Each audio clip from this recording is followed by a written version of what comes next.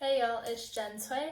I am a certified personal trainer and holistic health coach. I specialize in helping individuals feel their best in their bodies by creating sustainable self-care routines.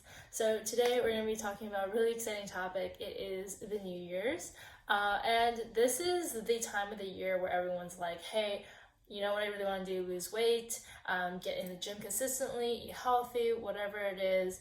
And then a month later, for some reason, we forget that we make these resolutions to be better for ourselves. So I'm going to go over exactly how you're going to actually achieve your New Year's goals this year.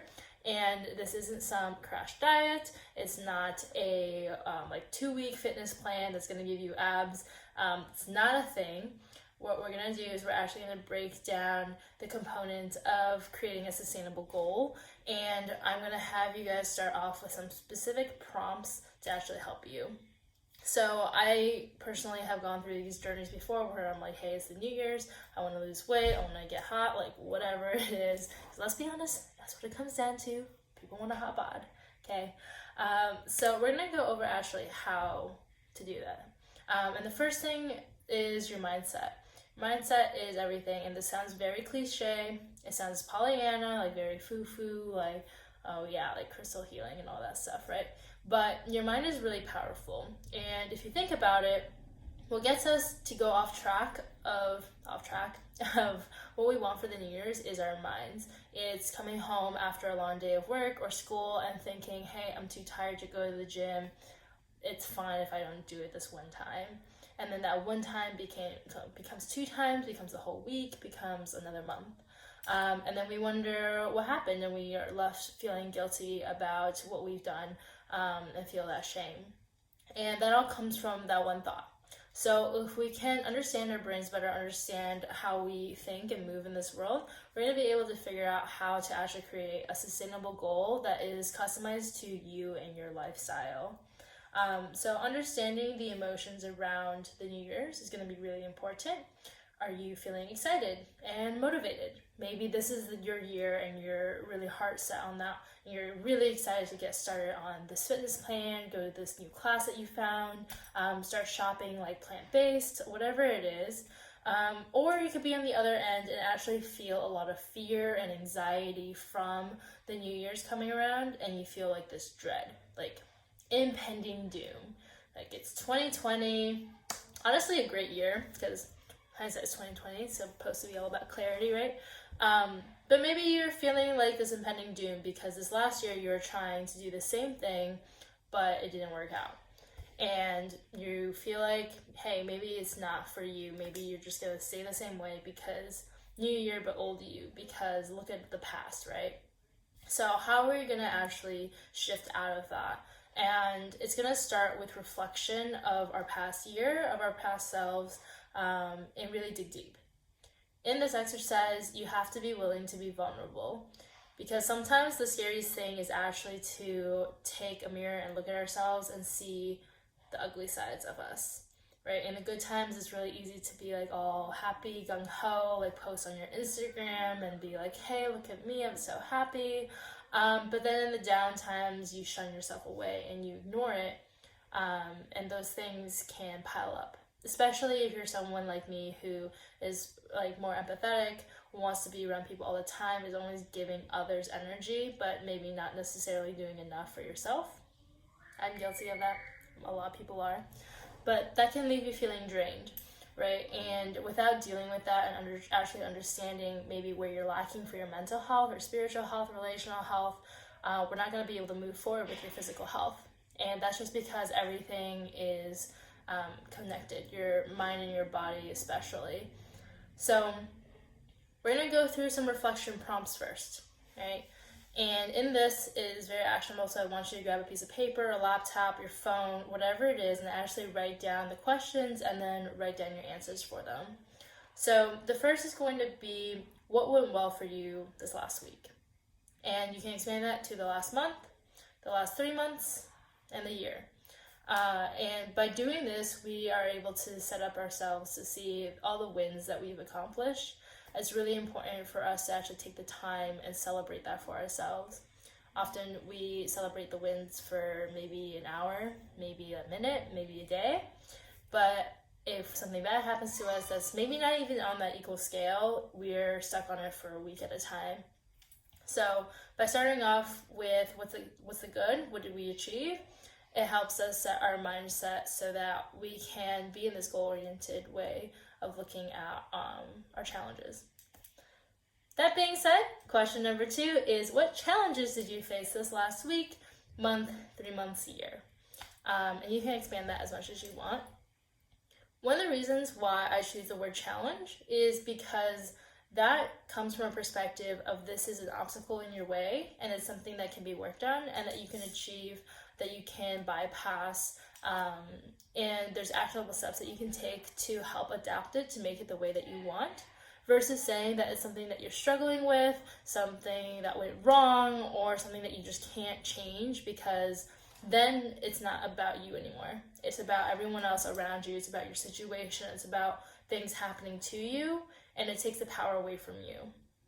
So with the new year coming along, I want to help empower you as much as you can. So one of the things I want you to look out for is also your language.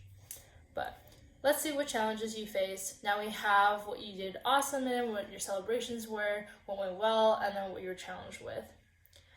Now let's look into the upcoming year. What's on your mind about it? What are the things that are coming up, the worries, the challenges, the excitements? What exactly is it about it? Do you have a deadline coming up for a project that you're really nervous about, that you maybe don't know how to do? Are you graduating soon? Is that causing a lot of stress and anxiety? Are you expecting a child to come up into your life and you're worried about the weight loss there? Maybe you're younger and you're just like, hey, I have prom coming up. I want to look good in my dress, or look good in a suit. Bikini season's coming up. Spring break's coming up. What are the things that are coming up for you around the New Year's, and what are those thoughts? So out of all of that, we're going to clump it in now and see what is the biggest challenge for you here. By asking yourself this, you're able to really organize your thoughts. I think me also guilty of this, but the whole analysis paralysis of having all these things going on in your mind and thinking, how am I going to achieve any of this, right? There's too much, not even knowing where to start. This is the question to ask yourself, is what is the biggest challenge for you? And by doing this, you're able to really prioritize and understand, okay, if I can achieve this, or focus all my attention on this, and you can do that one thing very well, then you can move on to the next. So it's not this continuous, like, let me do everything at once. It's let's do one thing at a time and move on from there. Okay. Another prompt for you, what do you want? Now that you understand what your biggest challenge is, maybe it's yourself, and you want to practice self-love, giving yourself that compassionate understanding and care that you give towards everyone else, not hating on your body and stuff. What do you actually want, and then why do you want it? Right, that's deep. Get to the fifth level of why you want to achieve what you're saying that you want to achieve. That's going to tap into your value system. That's going to see you're going to see there if that's something that actually matters to you and that you want to stick to. Okay, hopefully you guys are doing okay so far. Let's keep going on. Question number 6 for you. What are you willing to do differently? I think it was Einstein that was like, insanity is doing the same thing over and over again but expecting different results. And this happens all the time, especially in health and fitness, where you're like, hey, you know what? I'm going to stop eating sugar because sugar is bad for me and it's making me fat. And maybe that's something that you are willing to give up, but then in reality, you love boba and brownies and ice cream, and maybe I'm talking about me again, but maybe that's just not going to cut it. So what are you actually willing to do differently? Maybe it's cutting down, maybe it's, finding a support system, maybe it's working with a professional, like a dietitian, maybe it's, swapping out some groceries that you do on a weekly basis. But what are you actually willing to do differently so you can achieve what you just said that you want to achieve, and you know why? right? And after that, the next question is, what obstacles do you foresee? This is a really important question because it helps to understand that life isn't going to be in this straight line up, right? Especially in achieving a new goal that maybe you haven't been able to achieve before, and having the foresight to know that, you know, nothing ever goes as planned. What are some obstacles that you see for yourself? Specifically, if you're trying to burn fat, lose that lower belly, and gain muscle. That being one of the biggest things that I hear as a trainer health coach. Understanding that, hey, maybe your energy levels some days are going to be lower or higher depending on how your day went. Maybe you don't feel like cooking every single night and you maybe want to meal prep instead. How are you going to deal with the days where you're feeling down and you just want to go eat ice cream and pizza for dinner instead of eating your meal prep? You know, what are some of these obstacles that you're going to see that will come in the next couple months, in the next year? It's going to help set you up to prepare for those. So the next one, that if you had trouble with that last question of what obstacles you're foreseeing, let's look back into the past. What are some obstacles that you came across in the past? Especially if you've had this goal before, which I almost guarantee you have if it's anything about your weight or the way that you look. But what are some obstacles that you came across in the past?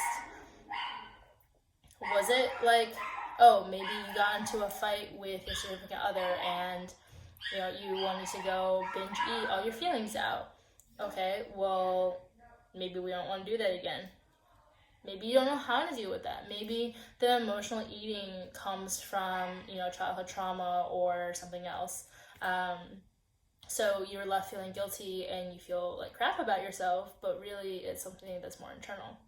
So, you know, what are some obstacles that you came across in the past that we have to bring to the forefront and really deal with so that you can achieve your goals? All right, doing super well so far.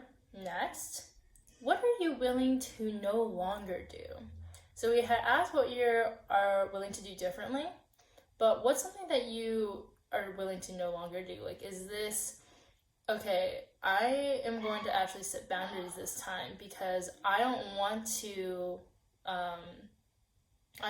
compromise my values, myself, my sleep, my energy for toxic people in my life or for, you know, situations that just don't mandate my energy because it's not worth it.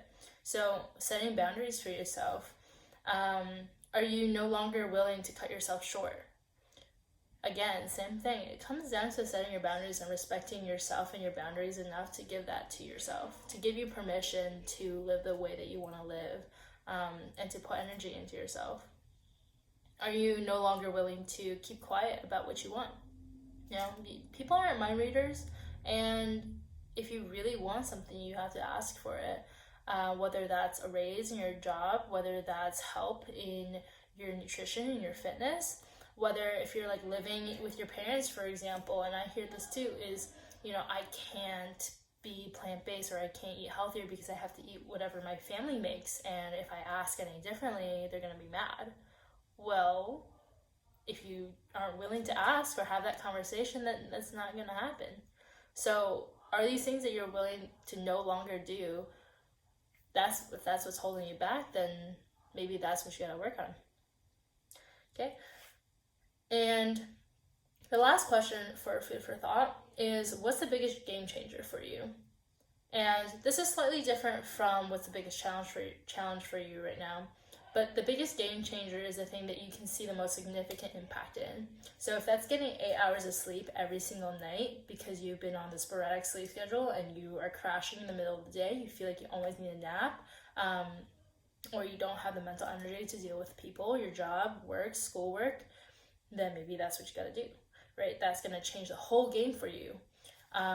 Maybe it's just like one little thing of calling your family every single day, telling them that you love them so that you can get that off your chest and you feel good.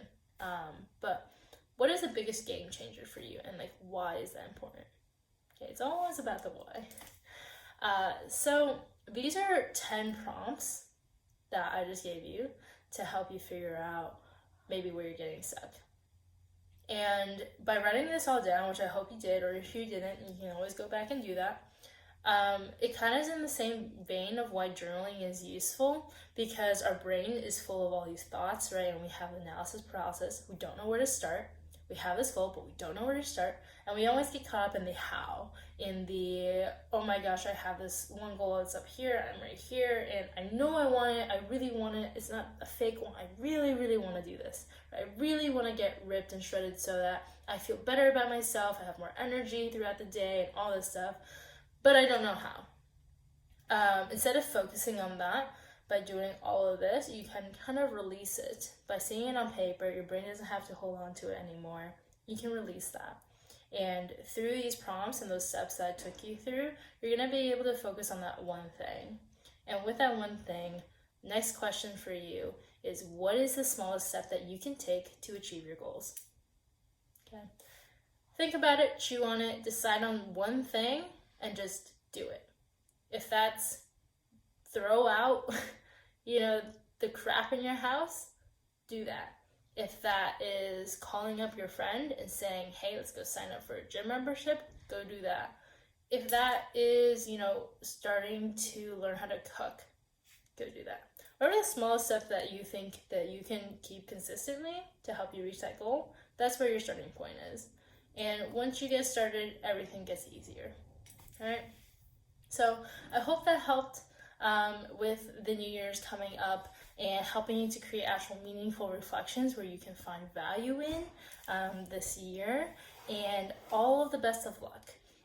If you need more support, feel free to DM me on my Instagram at JenSoyHealth. Email me at jen@jensoyhealth. I'm here for you guys and I want to see you succeed. And feel free to leave any comments or anything if you have any prompts that you particularly liked, or things that maybe you typically write about and reflect on that I don't have. I would love to hear about that. So keep me posted on how your project goes, and if you need any help, just reach out. Bye.